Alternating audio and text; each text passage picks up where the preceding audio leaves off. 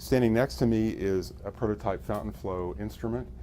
which is based on LED illumination of a fluid flowing through the instrument, which is being pumped, in this case, through these hoses. And the samples that we can introduce into the instrument can be blood, they can be sputum, they can be environmental water, anything in which we want to detect microorganisms. To the fluid we add a dye or a dye cocktail, which allows us to specifically dye the microorganisms that we're interested in detecting, so that when we illuminate the microorganisms with the ultra bright LED, they glow, and we capture frames of that flow with a CCD camera,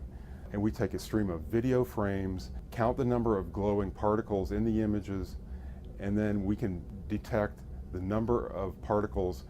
per volume in the fluid flow. We currently have 2 NIH-funded research projects that we're working on in this lab. One is the detection of fungus in human blood, and the second one is the detection of bacteria in human platelet concentrate. Platelets are the cells in human blood which causes blood to coagulate on exposure to air. Platelets are transfused into people in the United States because they've undergone trauma and perhaps bled out,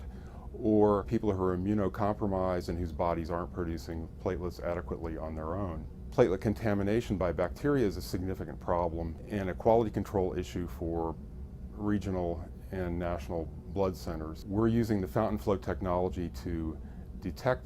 platelet contamination in a matter of minutes and not days, because platelets only have a shelf life of about 5 days, and so current methodologies, which take 24 to 48 hours, severely limit the shelf life of blood platelets, making them expensive or more expensive than is necessary.